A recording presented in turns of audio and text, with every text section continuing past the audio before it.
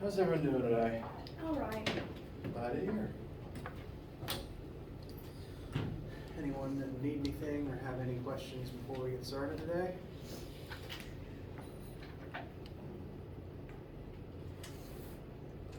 All right.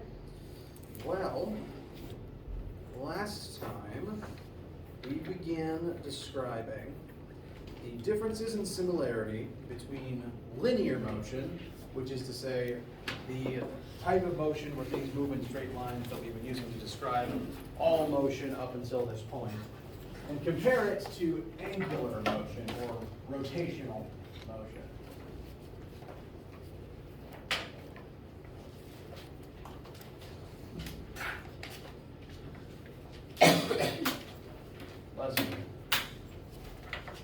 And for pretty much all of the movement vectors that we've covered so far, those being displacement, velocity, and acceleration, they have some counterparts that can be used to describe rotation instead of linear motion. Instead of moving forward in a straight line, you rotate some number of degrees or radians through a circle. In case of this wheel, it can both move forwards and rotate a certain amount at the same time. And delta theta represents how much it rotates rather than how far it moves in a straight line.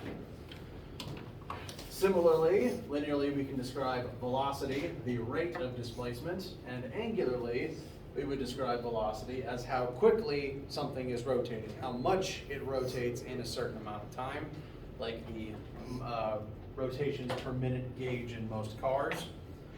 And since an object is able to change its velocity by accelerating, an object can also change its angular velocity by angularly accelerating. All of the logic that connects these principles from one list to the other is still intact, and that's why all the formulas look virtually identical. We just swap out all of the linear variables for their angular counterparts, and we operate in terms of radians rotated instead of meters moving in a straight line. For that reason, all of the units on this side of the chart are radians per second, and radians per second squared, instead of meters per second, and meters per second squared. But all the formulas are still intact. We're just sort of in an alternate universe where all the letters are Greek instead of English. Now, in addition to these principles and these revisitations of old formulas, there is a list of new ones that are designed to sort of act as an intermediary between the linear world and the angular world. Because often objects do tend to roll forwards, they do displace linearly as they rotate angularly. Most often in the case of a wheel rolling along the ground, it is both rotating and moving back and forth in a straight line simultaneously. And this family of middle formulas here represents how we can take one set of data and turn it into the other, convert it from linear to angular and back and forth, as long as you know the radius of the object that is spinning. The radius is the factor that transforms angular back and forth into linear. To kind of quickly demonstrate the importance of radius to this math, the physical radius of whatever object is spinning, I currently am in the possession of two round objects here on the front desk. We have the disembodied bike tire of science, and we have this 2 kilogram weight that I keep using for things. They're both round, they can both roll. And I'm going to take them through one full rotation. That'll be a full 360, a full 2 pi radians. For the weight, that'll have it, I'm going to start them here at the same spot. The same spot's going to be this hole here in the desk. For the weight, that's just going to be one full rotation from this point until it stops on that point again. So it traveled this far in one rotation. The bike tire, though, one full rotation is going to take it all the way to here. They have the same angular displacement. They both go through one full rotation, 2 pi radians. But because the objects have different radii, that translates differently into the linear world. In order for them both to go the same linear distance, the smaller object has to roll more times. Like the smaller the wheel on your vehicle or on your bike, the more times that wheel has to spin to get you moving to the same place or at the same speed. Like the tires on a toy car compared to the tires of a monster truck. Monster truck wheels may rotate like a quarter to get across a room, whereas tiny toy wheels on a toy remote control car have to spin several hundreds of times to get across the same room. Same linear displacement, but different angular displacements, because again, they have different radii. The radius of the wheel acts as a translation between these two spaces. Sound okay so far? Okay. Now, we mostly just looked over the formulas and concepts last time, so now I want to actually use them for some math. And as I hinted at, spinning wheels tend to be a good way to compare and contrast the linear to the angular, because the tires on a truck, for example, are both rotating and moving forwards linearly simultaneously. So we can kind of work through both the linear and angular motion at the same time to compare and contrast. So for this particular example, we've got a truck that has 35 centimeter radius tires. Note that radius is half of diameter. And it's going to start at rest and accelerate from rest to 45 meters per second over a period of 6 seconds. So first, listing that radius. Then starting from rest, that means its initial velocity is going to be 0, so that's a free number. And over 6 seconds, delta t of 6, it's going to accelerate up to a final speed of 45 meters per second. So that's going to be its final velocity. But which one do we label that as? Is that going to be the final linear speed or the final angular speed?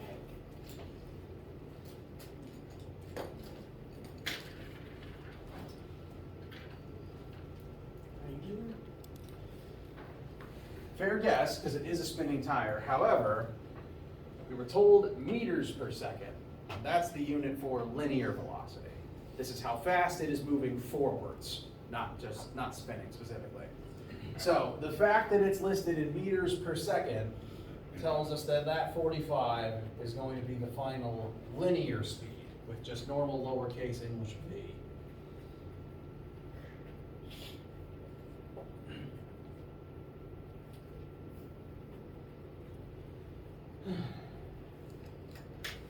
So, that is everything we are given about the wheels on this particular truck.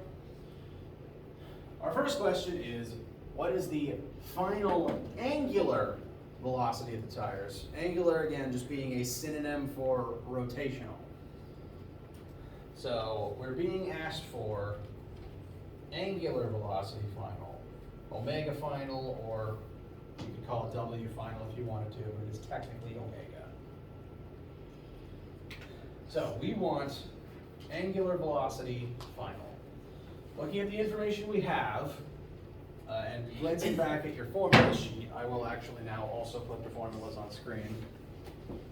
That's not the right slide. There we go. What formulas do you think could be useful in our goal of finding omega f? The second angular. This one? But yeah. Yeah, that's a good thought, because we want to know angular velocity, and we do know time. However, we don't know angular displacement yet. And we could figure it out. So we could use something like this to get there eventually. So that would be one extra step. But there is a slight problem. And it's actually the same problem that this formula shares with its original linear counterpart. Remember when we were first going over these and I told you to put a big old asterisk next to this one because it doesn't work when accelerating? That's because this formula doesn't distinguish between final and initial velocity, it's just current velocity. Same thing happens here. This cannot tell us anything when the object is in acceleration. And this wheel is definitely accelerating. It goes from rest to a different speed over time. So we could figure out delta theta. We could figure out angular displacement. But this particular formula is not the one we want to use to find omega final right now. It will be useful later, but we'll have to come back to it. Or it could be useful later. So we'll need something else that has omega in it. What are our options? And a certain, This one? or, no, the one below it, I think.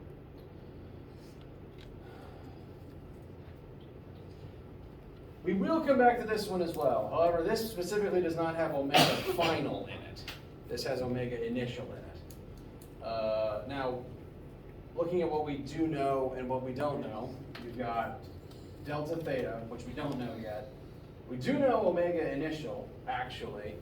At least I can tell you an assumption you can make about omega initial. Linearly speaking, the wheel starts at rest. So if it's just sitting still and the only way that it moves is by rolling, its initial linear speed is also going to be 0. I feel comfortable giving you that tidbit. So I'll go ahead and fill in. My markers do not last long around here.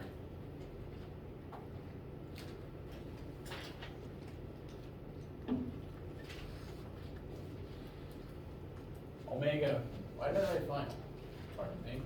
Omega initial is 0, so we do have something that we can say about omega initial and time, but we don't have alpha either. We don't know the angular acceleration yet either. So we're missing 2 things in this one, and it can't tell us omega final at this time. But it's still good to go through these. We're comparing them back to their originals. The same limitations exist, so this is good practice. We need something with omega final in it, or rather something that can be used to find omega final. Would you use the third one and the fifth one? Third and fifth together. Or to find the acceleration and put it in the fifth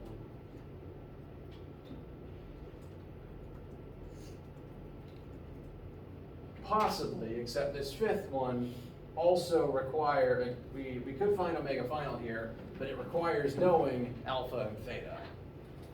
And this formula, we still don't know omega final, so we can't use it to find alpha either. So, good ideas, good thoughts. Shouldn't we use a linear equation first, since like that's what we know, and then use the middle ones to convert it? Good thought. You're right. We, at this time, really only have linear information. We've been told final linear speed and in comparison to initial linear speed. We have linear information for the most part, and we know the radius of the wheel.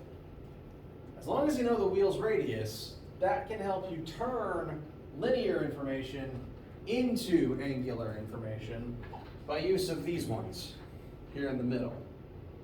So as long as you know the wheel's radius, you can turn any angular concept into a linear concept and vice versa.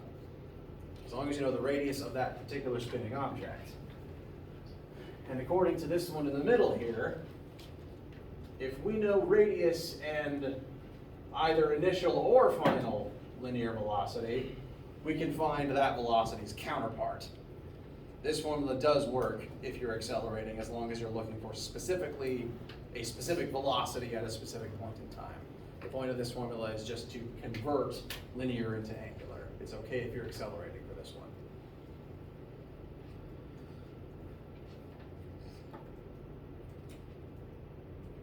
So V equals radius times omega. And as long as we specify final linear velocity and final angular velocity, we can use this to find our omega f. We got 45 meters per second equals our radius is 35 centimeters, the number we want to plug in. Now, what do we want to plug in? Very good. And we solve for omega f. I believe that comes to be about, I did this one the other day, 129, something like that.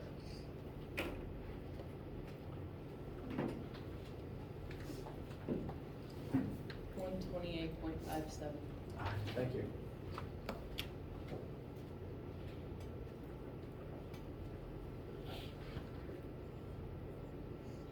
And what would the units be?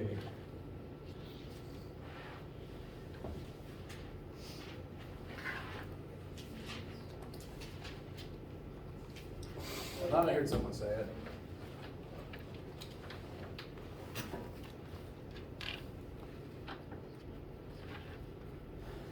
Whoever said radians per second, you are correct. Yes. Maybe I'm just an idiot, but can you go over where you got that formula from again? Yes. First of all, you're not an idiot, be nice to yourself. Second of all, this formula here in the middle, this whole trio here in the center, labeled under the translation column, those formulas exist to turn angular stuff into linear stuff and vice versa, in the case of something that is undergoing both forms of motion at the same time. Here specifically, for a wheel, it does move forward and spin simultaneously, and the two are connected, because like with comparing the movement of these two round objects, the number of rotations they make is tied to how far forward they move based on the radius of the wheel. So these formulas are meant to summarize those relationships between all of these concepts. And as long as you know the radius of the wheel, you can use those middle ones to turn any linear concept into its angular counterpart or vice versa. Okay. And so here we use them to just turn the linear final speed into angular final speed. Because for a wheel of this size, that's how fast it needs to be spinning for the truck to move at that speed.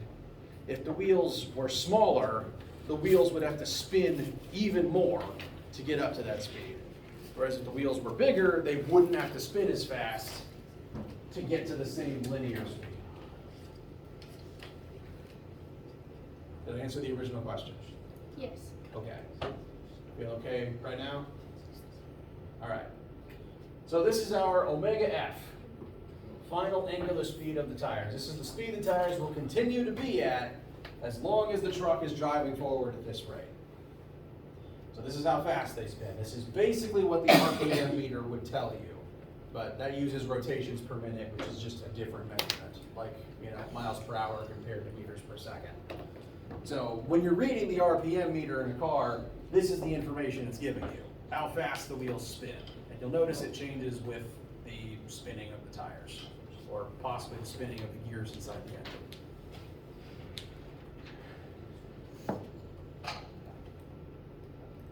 So, the next question, what is the final angular acceleration of the tires? That variable being alpha in the new formulas, the fish-shaped A that has the extra tail on it. So the angular acceleration is going to represent the change in that rotational motion over that 6-second period. Initially, the wheel was at rest, both linearly and angularly. It wasn't moving forward, it wasn't spinning.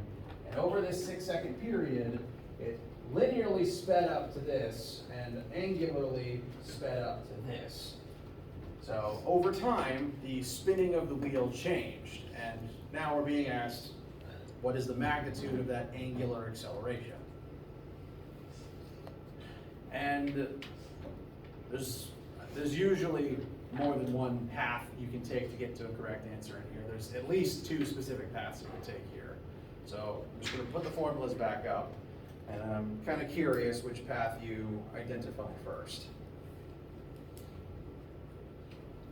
So would you just take the linear stuff that you're already given, find acceleration that way and convert it over with translation?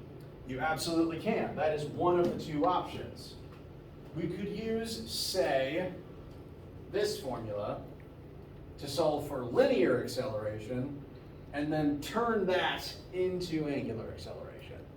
Totally valid. That is one of the 2 paths I had in mind.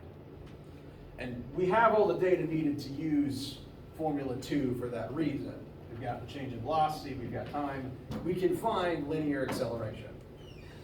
So that is one of the 2 pathways. And I'm going to do that to prove that it works in conjunction with the second one, which we will also do.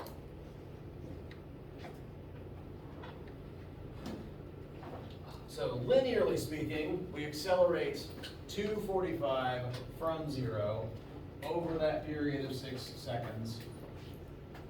So 45 minus 0 over 6.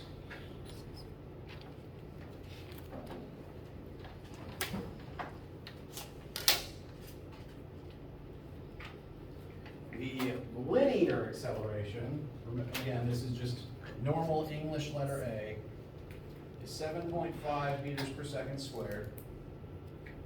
And since we know the wheel's radius, we can take the linear one and transform it into the angular one, as per those middle formulas on the table there. So linear A equals R times angular alpha. We take this 7.5 equal to our radius times the alpha that we want. Same as we did over here with turning linear velocity into angular velocity. And that would give us,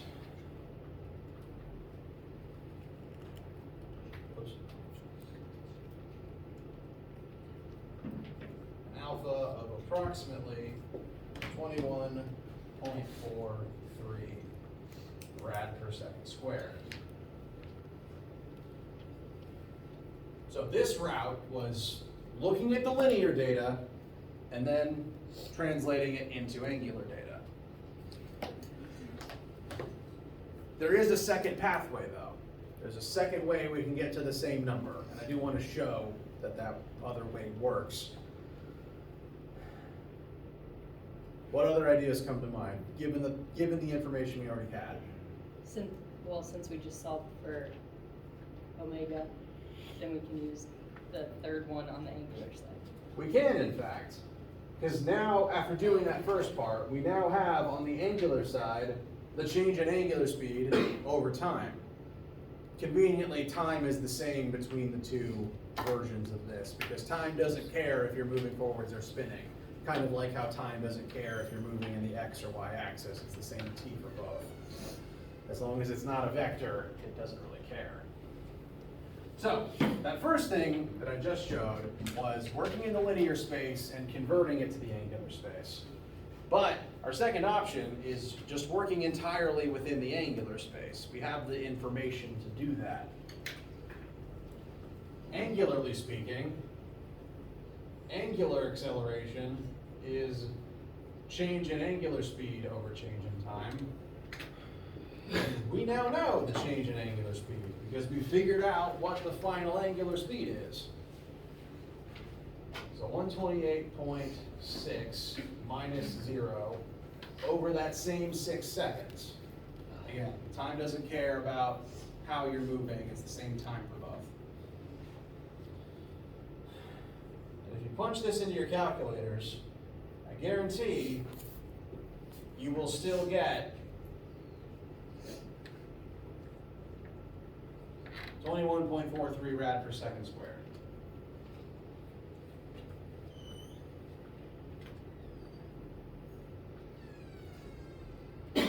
Bless you. So one of the nice things about the similarities between all these equations there is often more than one way to get what you want. Depending on what information you know, you can take a pathway through one of these equations and then just turn it into the other at the end. Or you can work entirely within one side or the other. So it's flexible is how I like to think of it. How do you feel with this part? All right. Last part. What is the total angular displacement of the tires? So we've already found omega F. We've already found alpha. Now we're after delta theta. We want to know how many times the wheel spins as this process happens. How many times the wheels spin while the truck is accelerating. Much like linearly, where you have to go through some distance as you speed up, the tires spin a certain number of times as they get to this final speed. They don't just immediately start rotating at that final speed out of the gate. They need a wind-up period. And it's the same for slowing down. And for this one, some of you guys already pointed out some excellent formulas that we can use here. Mainly this one, the counterpart to Fantastic Four Formula 3. Although, actually, either of the last two would work given the data that we already have. We could use either of them for this part. Both of these formulas involve displacement while accelerating, and that's true of their original counterparts as well. Something moves some distance as it changes speed and accelerates. And conveniently, for both of these formulas, we know everything in them except delta theta. We've got initial velocity, we've got time, we've got acceleration, and we've now got omega final as well. So really, you could just take your pick between the two of them, honestly. The only preference I would show right now is just that this one is already in the form of theta equals number, so I feel like there's less algebra involved, but that's just a preference on my part. Either of them works.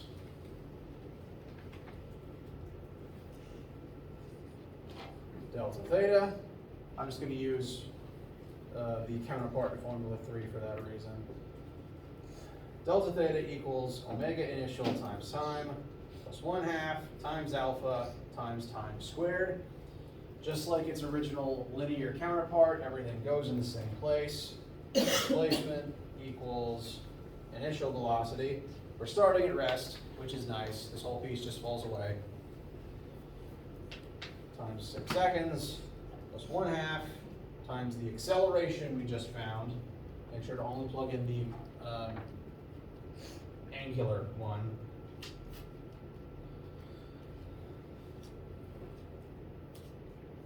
And then times time squared. This piece is going to fall away because 0 times anything is 0. So that just leaves us with 1/2 times 21.43 times 6 squared. That would be 385. Thank you. I'm going to try to guess it in my head, but calculators are real convenient. So, our delta theta would be approximately 385 radians. That is a measurement of how much the wheels had to spin to make this happen. Now, it's okay if radians are still kind of funny. I myself often don't have a good mental ballpark for how many radians amount to how many spins. So always remember that one full rotation is 2 pi radians, like how one full rotation is 360 degrees. So we can take this number and divide it by 2 pi to tell us just the number of times we went through a full rotation. Because rotations is just another measurement for what we're describing here.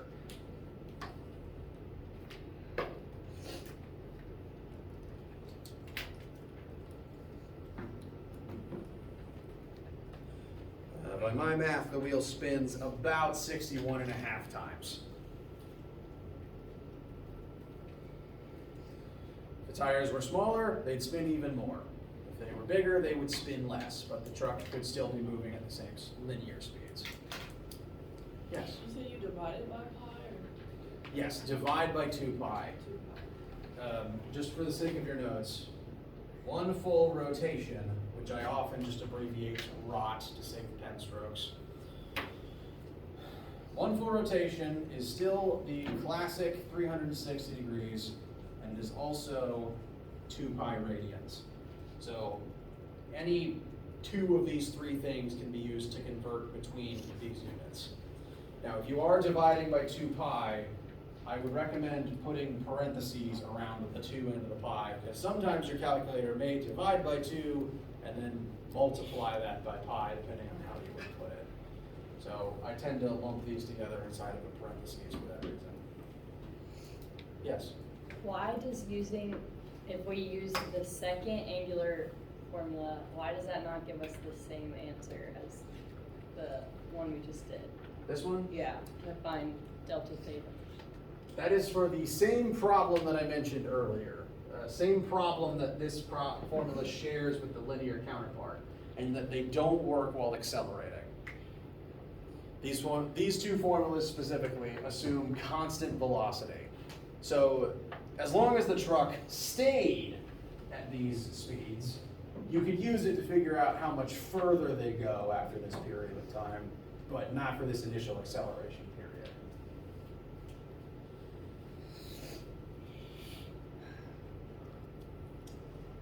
How do you guys feel? Now, rotation's still weird. It's allowed to be weird. A lot of people aren't used to it this way, which is why we're spending a whole week on basically just this. I'm even comfortable with it going into Monday next week as we kind of bring this into test prep season.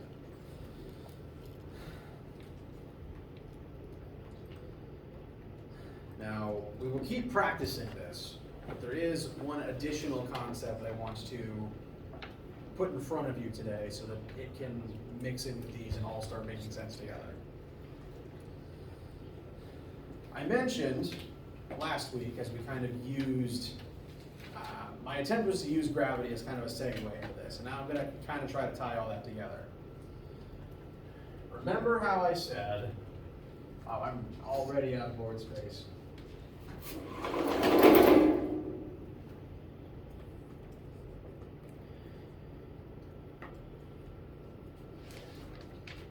Remember how I said that there is a very large force of gravity between the moon and the Earth, and the only reason the moon is not falling out of the sky is because of rotational motion? That's what we're going to start doing now. First, we went through the basics of how we talk about rotational motion, and now we're going to start applying it to more interesting things. So first we had to define all the rotational terms, now we're going to apply it. So,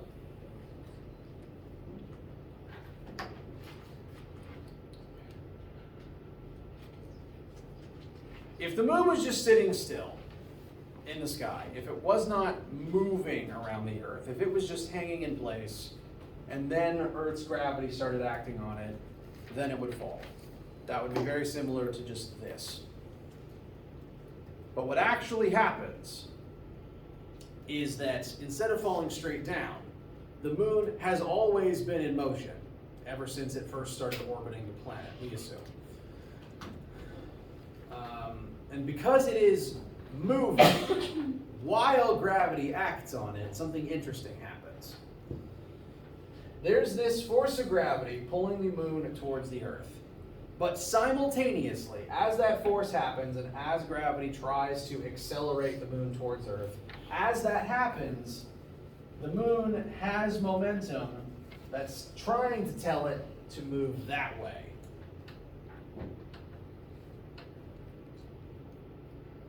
Something very interesting happens when the moon's momentum says go this way and Earth's gravity pulls it this way. And it's actually quite similar to what happens when instead of dropping an object, you throw it sideways and let it fall at the same time. It undergoes both motions at once. It doesn't just go this way, it doesn't just fall down, it does both at the same time, like how that marker moved sideways and down all at once, and the motion created this kind of parabola shape. So I'm now going to draw that parabola. I'm going to use a different color ink, actually.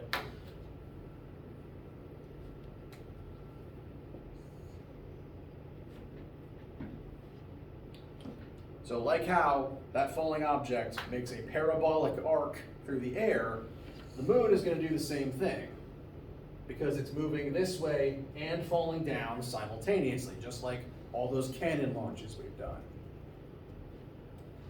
I keep throwing the marker I want to use. So the moon ends up here instead of crashing to Earth and killing the dinosaurs. Now that it's there, though, something interesting has happened. The quirk of gravity is that it always points towards the centers of the two objects. So now that the moon is here, gravity is no longer pointing in the same direction. Gravity has now shifted to point towards, it's still pointing towards the Earth's core, but the moon has changed directions. So gravity has technically changed direction from the moon's perspective. Still pointing towards the Earth's core, but since the moon has moved, Earth's gravity has had to shift its target a little bit. So now the gravity points here. So now the moon is trying to fall in this direction, but the moon is still moving. It still has that momentum it's built up, but it's changed direction. The moon isn't trying to go this way anymore because it underwent this acceleration. Now, if we follow this parabola, the moon is actually now trying to go that way because Earth's gravity caused it to accelerate. Earth's gravity pulled it slightly in this direction, so its velocity has shifted somewhat in that direction, if we just follow this parabola all the way through. So now, moon wants to go that way, Earth accelerates it that way. Once again, you get the same situation where you're falling down and moving sideways at the same time, so you move in a parabolic arc. So the moon instead goes this way, and not forming the circle I want to form. It's a little better. And ends up here instead. And this whole process keeps continuing. The direction of gravity keeps shifting so that it's still pointing towards Earth's core. And the momentum of the moon keeps shifting direction because the force of Earth's gravity keeps causing it to accelerate and change directions. So the moon just keeps continuing in this series of parabolas until it circles all the way back to where it started. And then it just keeps going in a loop forever. So the force of Earth's gravity has the effect of turning the moon's attempt at linear motion into angular motion. The moon wants to move in a straight line, but Earth's gravity is kind of acting like a leash, keeping it at a certain radius around the planet and turning what would normally be straight line forward linear momentum into rotational motion instead. Earth's gravity is kind of acting like these middle formulas here, turning the linear data into angular data. How does this feel so far?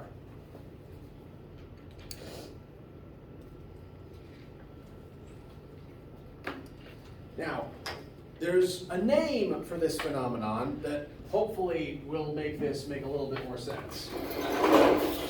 I've avoided saying it till now. There we go.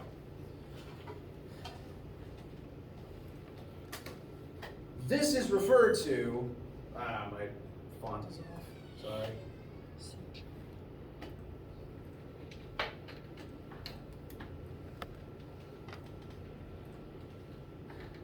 This act is referred to as centripetal acceleration. The notion that this center pointing force, that force of gravity that's always pointing towards Earth's core, pointing towards the center of the moon's orbit, causes the moon to move in a circle instead of a straight line. So the moon undergoes a centripetal acceleration that causes it to keep changing direction, and it's caused by Earth's gravity acting as a centripetal force. Is the word centripetal at least sounding familiar? Okay. Come on. Microsoft, please.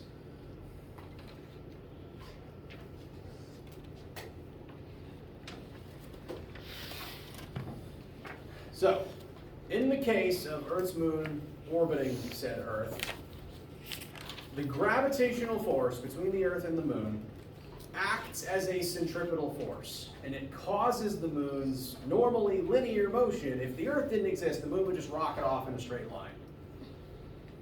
But since Earth is there, Earth's gravity acts as a centripetal force.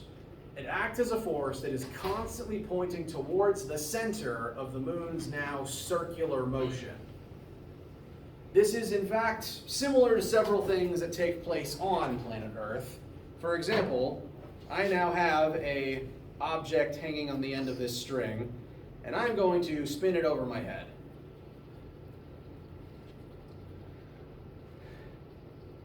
This is secretly identical to the moon orbiting the Earth, except the variables involved have changed. Instead of the moon orbiting the Earth, we have this black piece of plastic, the handle that I usually hold the bike tire from, orbiting my hand. And instead of gravity being what causes this, this is being caused by tension in this rope. There's a tension in the rope that pulls this piece of plastic towards my hand.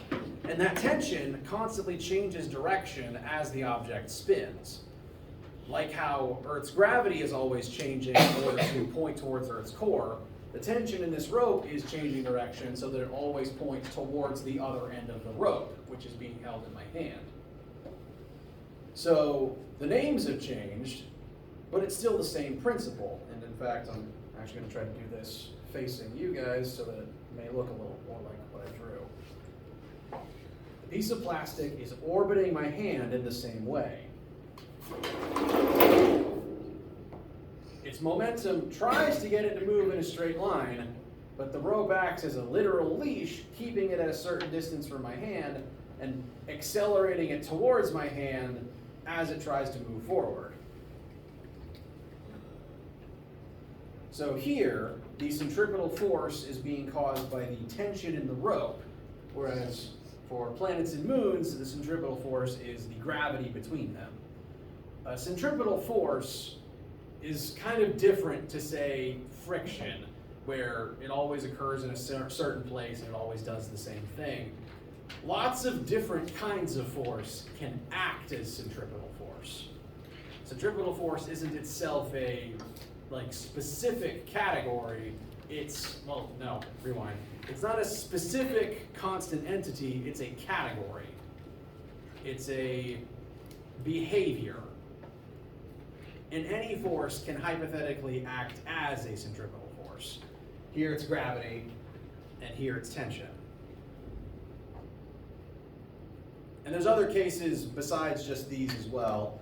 Technically, centripetal force acts when you're just riding in a car and you turn the steering wheel, because a similar thing happens there as well. Your poorly drawn, viewed from above car wants to move in a straight line, because all matter wants to move in a straight line, correct? So your car wants to go in a straight line, but, Arby's is over here and you're hungry, so you have to turn. You turn the steering wheel, and the car begins accelerating in this direction. And the motion it goes through is secretly a piece of a larger circle. And for as long as that wheel is turned to the left, when you turn the wheel and rotate the tires of the car, you change the direction that the force from the engine is applied to the road, and that changes the direction of friction to where there is a force pulling you towards the center of this circle for as long as you've got the wheel turned. And then when you put the wheel back to straight, there's no longer that force, there's no longer anything pulling you towards the center, and you can resume going in a straight line. So, same thing happens here, you just can cause it to stop. But it's still a part of a larger circular motion. Hello. So, forces can cause linear motion to turn into angular motion. And when a force does that, we call it a centripetal force. And you felt this every time you've been in a car that is turned.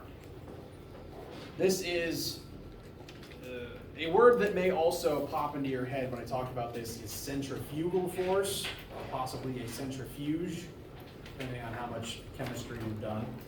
And similar phenomenon, they're all tied together. Next time we're going to keep doing the math that we've been doing, but tie in centripetal force and centripetal acceleration to further help bridge the gap between linear and rotational motion. How do you guys feel for right now? Okay. Let me know if you have any questions, concerns, etc. Be working on that take-home lab. Let me know. I will be in the lab room if anyone has questions or needs anything, but other than that, have an excellent day. Wait, where is the lab? Did you give it to us on paper? I sent it out in the email where I explained it. I forgot to list it on Brightspace actually, so it will be on Brightspace. But it's on the email. Correct. You have 2 weeks to do it. It is not due this week. I appreciate you understanding. Yeah, I'll see you. Alright. Hey, Ask you a question.